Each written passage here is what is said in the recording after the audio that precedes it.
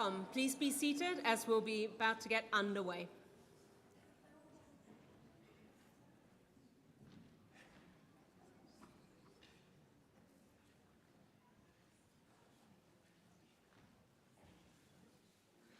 Well, a very warm welcome to you all, whether you're joining us here in Manchester in person or online. I am so privileged to be the first to get to welcome you to our 2022 annual conference. And for those of you who've seen me last 3 years ago, it's been a while and I can't wait to catch up with you. We are very privileged to have a co-chair team of 10 this year to get this very special conference underway. And I hope you still remember how to give a warm welcome. So please put your hands together and welcome our co-chair team. You've seen me last 3 years ago. It's been a while, and I can't wait to catch up with you. We are very privileged to have a co-chair team of 10 this year to get this very special conference underway. Thank you, Maren. And I hope you still remember how to give a warm welcome. So please put your hands together and welcome our co-chair team. Alt conference, fantastic to see so many people here in person. I'm Keith Smith, Vice Chair of Alt. I've also been a learning teacher at the University of Highlands and Islands. And I'll be chairing part 2 of the Opening Plenary today. I'll ask my fellow chairs to say a little bit about themselves, introduce themselves in person, with hands online, and welcome hybrid alt conference. Hello. Okay. I'm Dave Wright, President of Alt. Vice Chair of Alt. Head of Digital Education and Academic Practice at the University of London, but because of an admin fail on my part, my badge, my conference badge, says not applicable to institutions and anything else. Super weird. So yeah, really pleased to be here. Alt conference. Hello. Okay. I'm Dave Wright, President of Alt. Vice Chair of Alt. Head of Digital Education and Academic Practice at the University of London, but because of an admin fail on my part, my badge, my conference badge, says not applicable to institutions and anything else. Super weird. So yeah, really pleased to be here. Alt conference. Hello. Okay. I'm Dave Wright, President of Alt. Vice Chair of Alt. Head of Digital Education and Academic Practice at the University of London, but because of an admin fail on my part, my badge, my conference badge, says not applicable to institutions and anything else. Super weird. So yeah, really pleased to be here. Alt conference. Hello. Okay. I'm Dave Wright, President of Alt. Vice Chair of Alt. Head of Digital Education and Academic Practice at the University of London, but because of an admin fail on my part, my badge, my conference badge, says not applicable to institutions and anything else. Super weird. So yeah, really pleased to be here. Alt conference. Okay. Here from that on a big one. A few things to run through before we get right away.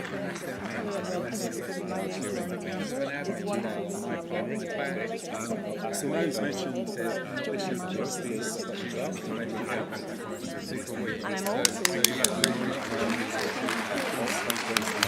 Okay. Here from that on a big one. A few things to run through before we get right away.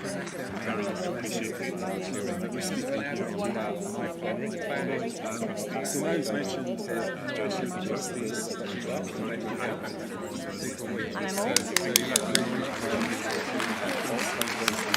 Okay. Here from that on a big one. A few things to run through before we get right away.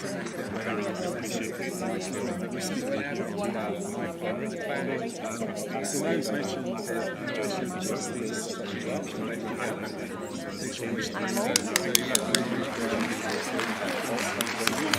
Okay. Here from that on a big one. A few things to run through before we get right away.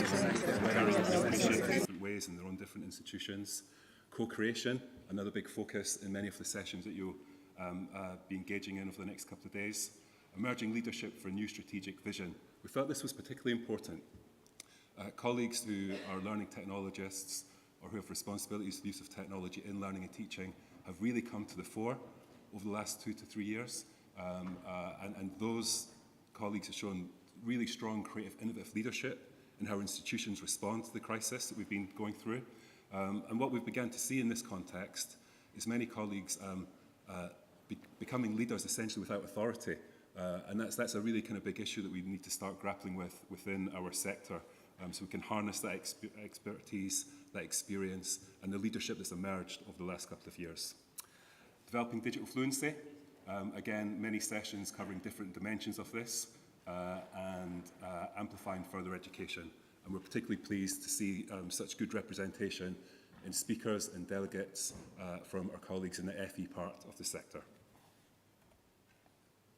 A couple of facts and figures.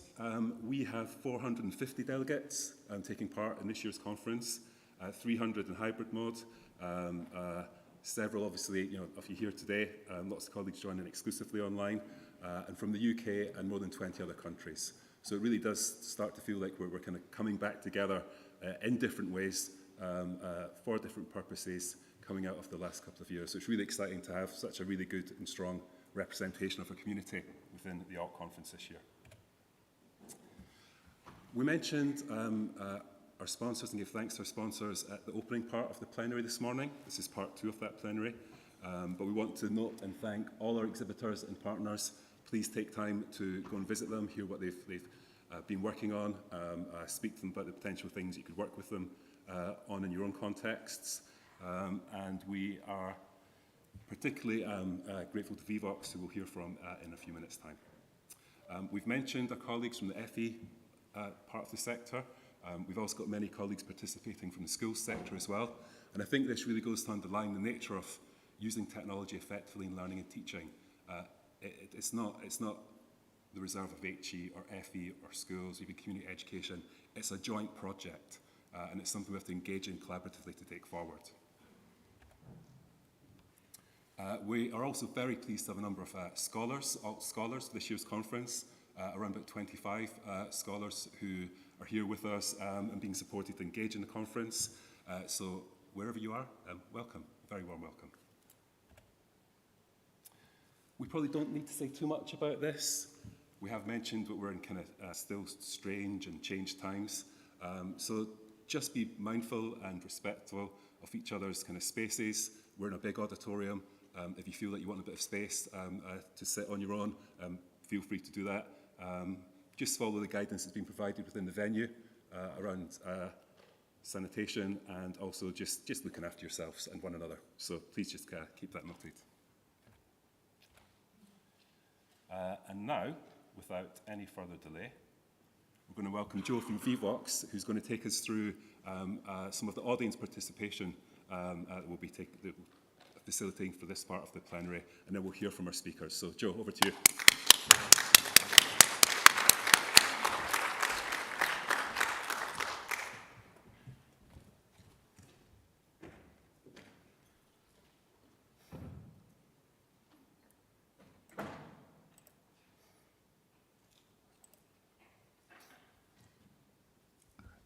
Cool. Yeah, thank you very much, and thank you very much for having us here. And it's such a privilege to be a sponsor and to join you this year.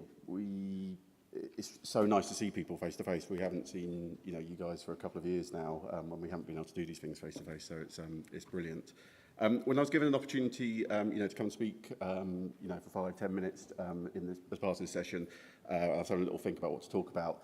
I was looking back over, some of our previous, times with you guys, and I realised actually it was about 5 years ago that we first sort of partnered with you. So I wanted to kind of reflect on that a little bit, and then, as Keith said, I want to introduce Vivox as a piece of technology. We're going to be using it as part of the conference today, and hoping to have a little bit of fun with that.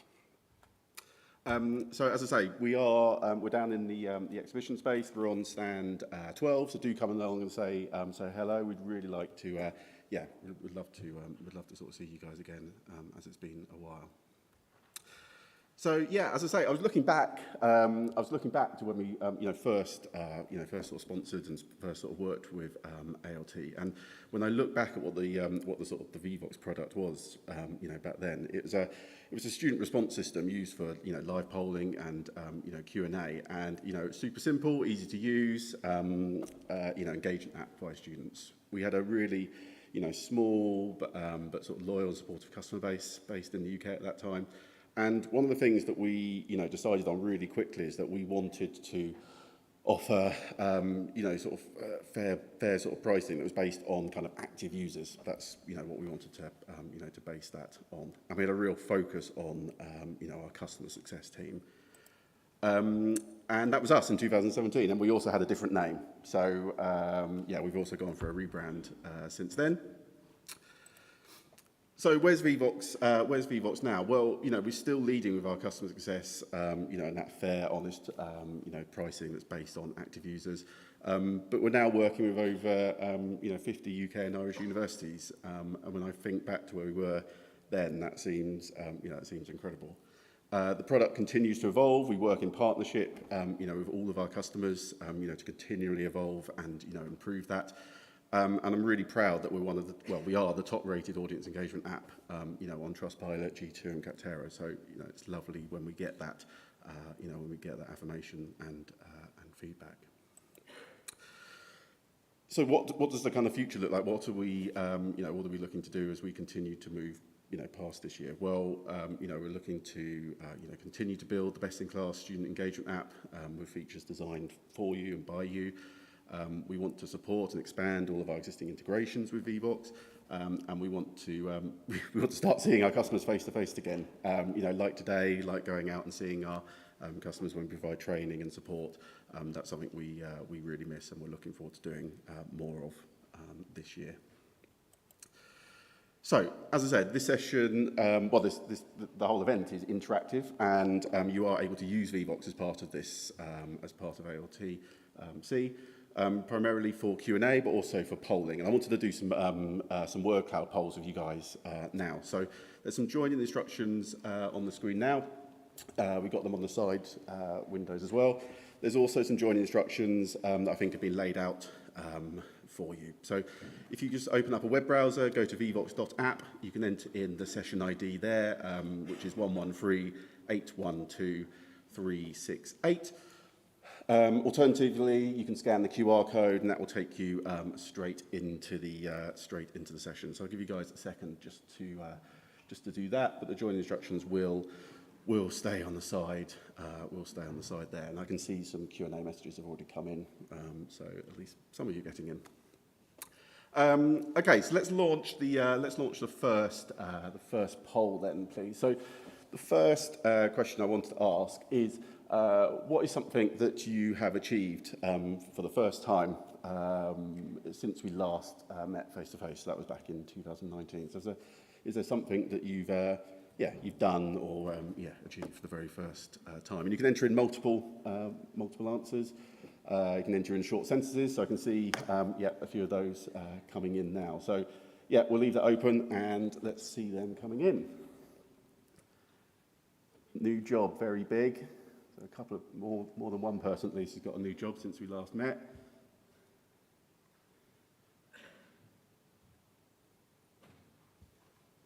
A few I can see first times, quite large. So we've got some people here for the very first time, which is brilliant. Actually, a few of our team are here for the first time as well.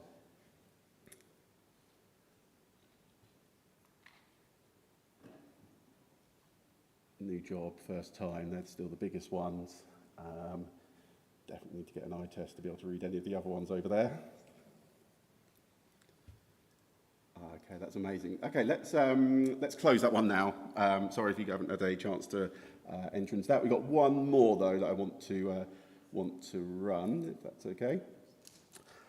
So this one, what do you think is the main difference to the teaching experience from 2019 to now? So what do you think is the main difference, please?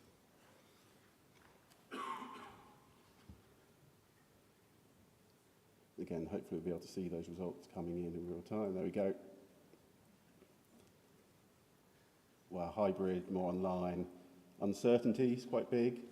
I think that's reflective of some of the conversations that I'm having with our customers. Still a little bit uncertain. But hybrid's really big. Flexibility.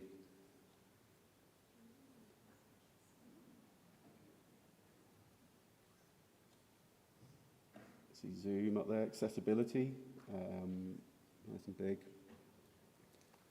Okay, awesome. Okay, let's close that now. Thank you very much for thank you very much for sharing those. It's really nice, visual to see. Cool. Okay. So another thing that I just wanted to share with you guys is you will have noticed up on the up on your seats we put some joining instructions for joining the VVOT session. But on the back of that you will find an ALT crossword. So opportunity for you guys to sort of complete that over the course of the day or quicker if you want. And yeah, just a little bit of fun, but we are running a little bit of a competition. So if you want to bring that completed crossword, either to our stand in person or if you're joining us online, you can complete it and send us a picture. So either bring your completed crossword to our stand, collect a prize. Or if you are joining us online, take a photo of the completed crossword, email education@vvox.com. And if you want us to send you your prize, it would be great to have a suitable address that we can just post your prize to. And yeah, if you want to share that on social media, a couple of hashtags there that you can use. So just to get you started, just wanted to give you a clue for one of the crossword answers. So the clue that I'm going to give you is for Free Down, and the clue is that this actor has starred in the title role in Doctor Strange. So there you go to get you started. Excellent, and that's it. So I'm going to hand back over to Keith. It's really lovely to see you guys again. Please do come and chat to us on our stand, and have a great conference. Thanks, Joe. Thank you.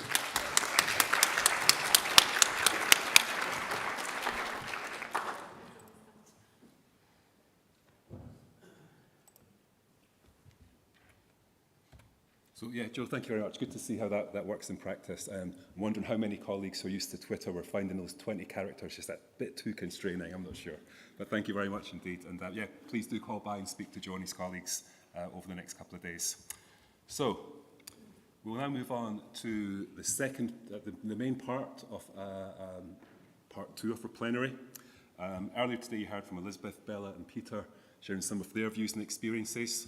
We want to go a little bit further and kind of drill down into other perspectives and views that will hopefully set the scene and the context and provide a bit of a framework for some of the discussions we'll be having over the next couple of days. And our focus here will be on our shared experiences and how they might shape what lies ahead. So we've briefly heard from Natalie and Lorna already. We also have Puyin Wong joining us to also provide her perspective. What we're going to do is we're kind of pitching these as kind of thought pieces. So we'll have 5 minutes from each of our speakers, hear what they've got to say, and that will hopefully lead into some further exchanges and provide us a few hooks for things to think about and discuss over the rest of the conference. So Natalie, we've heard from already. Natalie, would you like to come up and give us your thought piece? Thank you.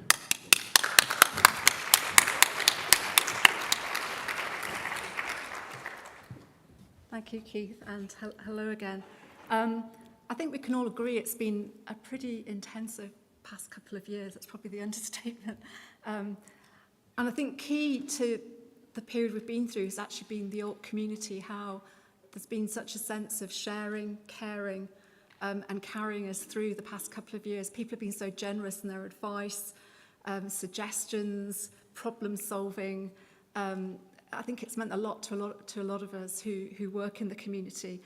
And there's also been that sense that we were, as learning technologists, very much thrown into the forefront of that kind of crisis response to the COVID pandemic.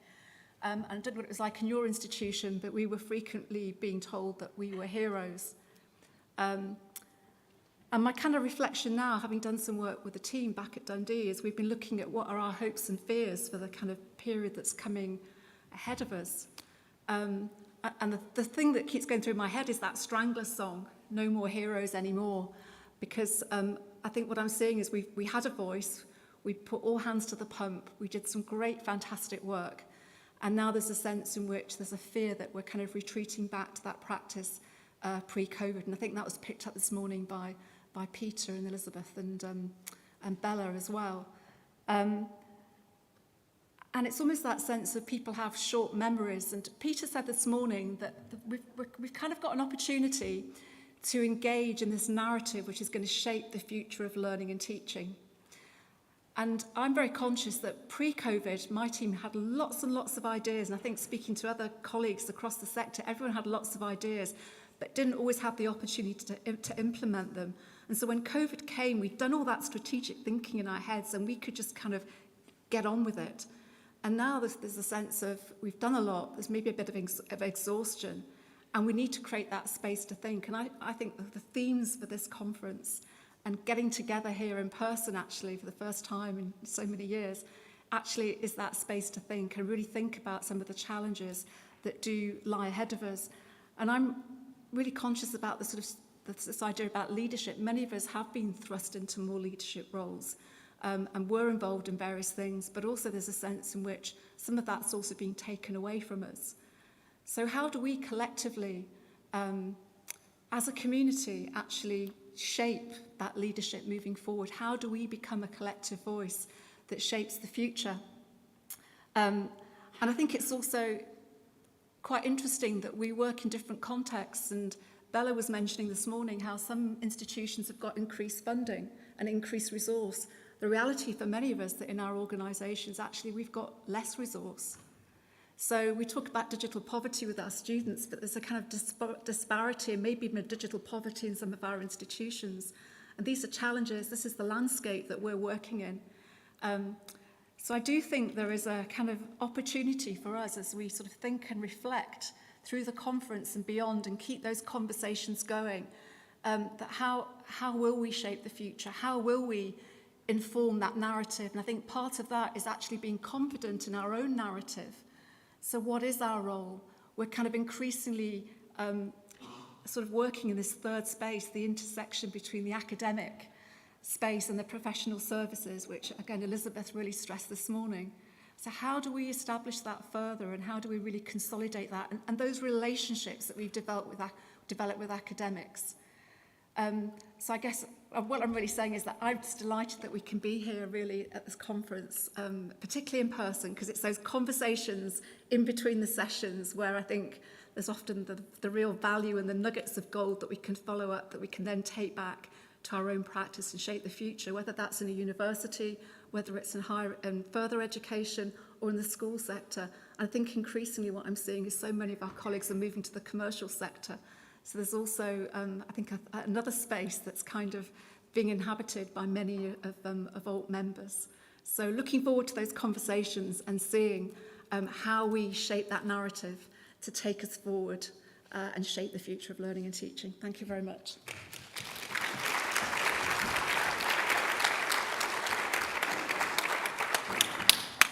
Thank you very much, Natalie. Some key messages around space to engage, consolidating what we've learned from the last couple of years, and also how we can continue to influence things going forward, particularly around that leadership dimension that's emerged. So some key points there. Thank you very much, Natalie. Can I ask you now to welcome Puyin Wong?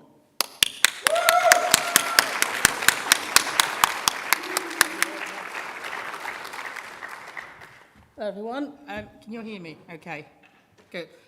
So I think reflecting on my own journey and my friends' journeys as well, I think the biggest achievement for us over the last couple of years has been people finally know who we are and what we do. If you cast your mind back to, say 3 or 4 years ago, and you told your colleagues, I'm a learning technologist, I'm a learning designer, people probably wouldn't know what you do. But now people have a much better understanding of what we do, what we're capable of. And I think our expertise goes far beyond just fixing Moodle and uploading something onto Panopto. We are experts in education. We understand how to use technology in learning to make learning engaging, to make learning accessible, to make learning fun. And I think there's been a big transformation. And I think this is something that we need to absolutely keep doing. I think Natalie mentioned about hero mode. Now we can deactivate it now because we're not fighting fire anymore, but I would argue slightly that we have ascended to the hero status because we can't go back to how it was where we're just fixing Moodle and telling people how to use Panopto and telling people. I don't know how to send an email or set up a Outlook appointment. Like I said earlier, we are expert in education, and we need to keep getting the message across to the wider community of education, in education. And I think a lot of institutions, a lot of senior management are getting the message, because one of the things I've witnessed in the last couple of years, I mean, I got a promotion myself, so that's good, off the back of the pandemic, and I think a lot of institutions are investing into the people, investing into the structure of learning technology people. To paraphrase something my friend Laurie, I'm trying to see if he's here, because I did make it a mission to embarrass him in front of people. So Laurie from GIS and my friend Donna, they have said it many, many times, digital transformation is not just about the technology. It's about the people, it's about the culture, it's about the resources. And I think a lot of institutions have finally gotten the message that investing into people is what we need. And you guys are all heroes, right? So we need to keep that going. Let's not go back to how it was. Let people remember what we've done in partnership with our teaching colleagues to make learning fun, to make learning that students want to learn. And one more thing I wanted to say is, I had a recent conversation with Marin about making the community more kind of expanding it, I suppose, sort of welcoming more researchers, TEL researchers into the community. Because TEL research and TEL practice, they're not two separate things, they are the same thing, they complement each other. And I'm just looking in the room, I can see a lot of researchers, doctors, PhD students. So let's just get our research out there, let's just keep sharing the knowledge, let's just keep sharing the love, and, you know, just keep up the good work, I suppose, and please don't go back to, I just wanted to say something. I was kind of debating this morning, should I say it, should I not, so I'm going to do it. I have been caught many, many times. I'm a Moodle tech. A colleague I used to work with, he is frequently referred to as a Moodle man. Please just remind our colleagues, we are not just Moodle techs. It's an integral part of our jobs, but it's a small part. We understand pedagogies, we understand education, we understand how to use technology in education. And I think it's one more thing as well. There's a talk about new normal, going back on campus. You know, online education might be a thing of the past for most institutions. That's okay if that's what we want, but let's keep reminding people, digital education is not the same as online education. Online education is one part of digital education. If you want to teach in person, in a classroom, that's absolutely fine. There's still a valid place for learning technology to be there. So, you know, online education is just one small part of learning technology. And I think the last couple of years might have given people the wrong impression. So let's correct it. Let's just keep doing what we do. Let's just keep sharing the love. I mean, it's not understatement to say, you know, 3 or 4 years ago, I aspired to be one of you guys. I mean, it's not a secret that I'm only 3 years into my learning technologies journey. So I am here because of you guys. So I think you all deserve a round of applause for you guys, not for me. So thank you very much.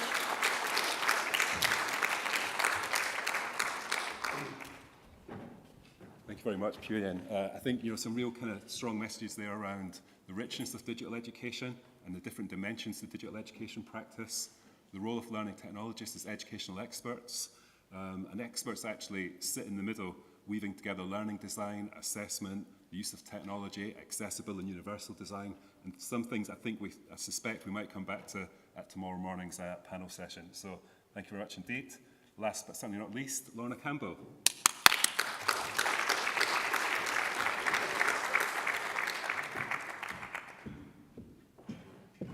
Thanks very much, Keith. I'm tempted to just say I agree with everything Priyan and Natalie said. But for those of you who know me, you probably won't be surprised to hear that I think that openness is going to continue to be key going forward. I know that some of you will be aware of the crisis in ebook pricing that is exercising many of our librarians at this point in time.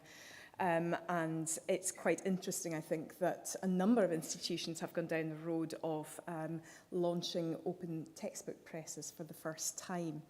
And I have been hearing some quite interesting narratives about how the library sector in the UK hasn't really engaged with open education resources before. But of course, our expertise around open education resources lies with us, with learning technologists. So I hope that this that our expertise in this area will be drawn on, and we will be able to work closely with our library colleagues in order to address this crisis, because, as Priyan said, access to knowledge, open knowledge, and sharing our knowledge and sharing our expertise is critical now like it's never been at any time in the future.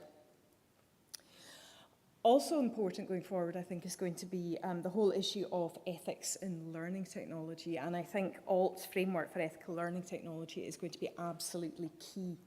It's increasingly important that we have informed approaches to the implementation and also to our interactions with technology. And that's true right across the academy, both ourselves as learning technologists for academic colleagues and particularly for our students.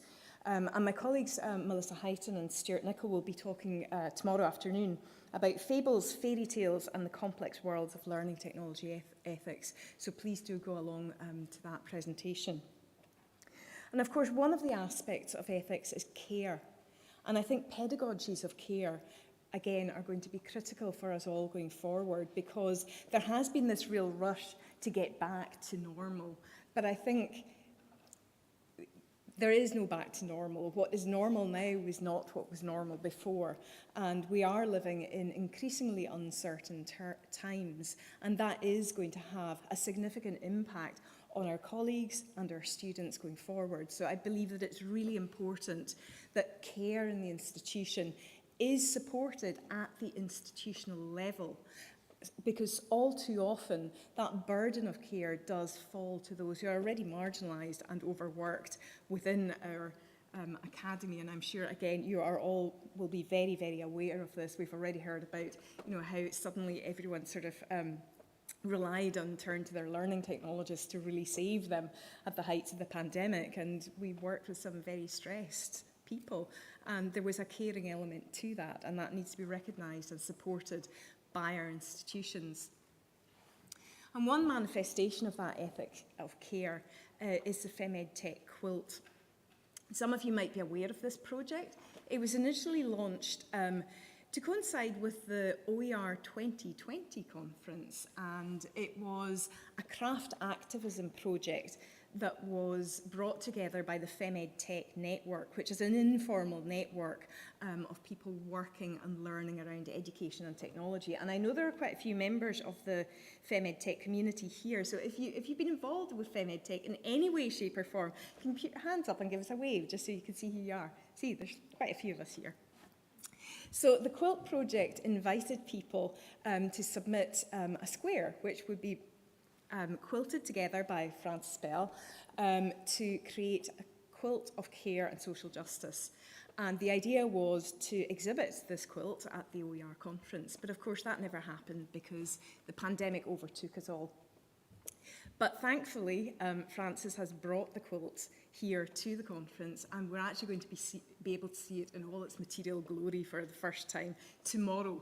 So please don't miss out on that. We will be exhibiting it, and you will also have an opportunity to contribute to the quilt. There will be an opportunity for anyone to add to some new squares that we hope to add to the quilt. So please do come along and see us. Catherine and Frances and I will be there on and off all day with the quilt. So I think it just remains for me to say enjoy the conference, and I hope we can continue these conversations throughout.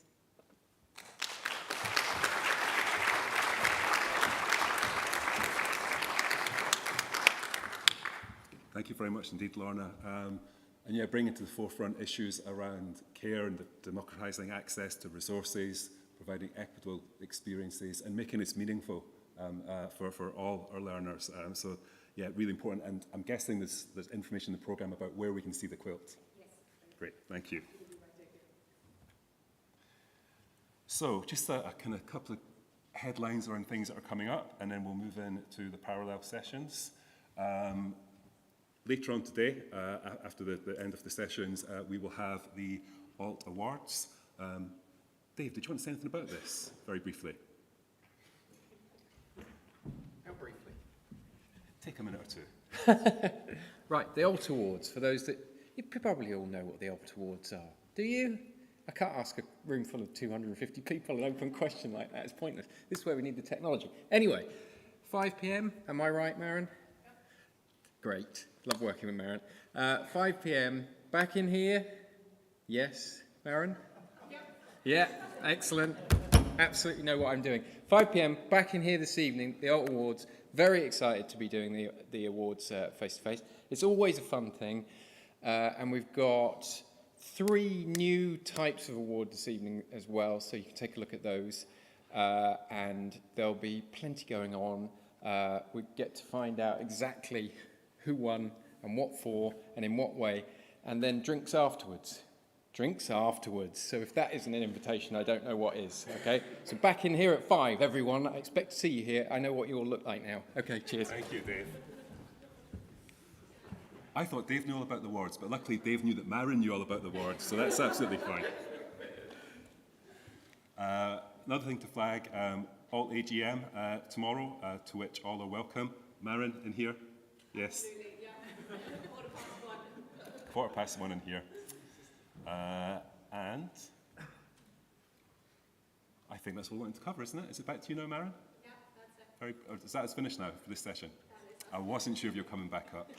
It's almost like we never rehearsed it. So thank you very much indeed, colleagues. Feel free to take a little bit of extra time to make your way to your parallel sessions, and we'll see as many of you as possible back in here for the awards later on this evening. Thank you.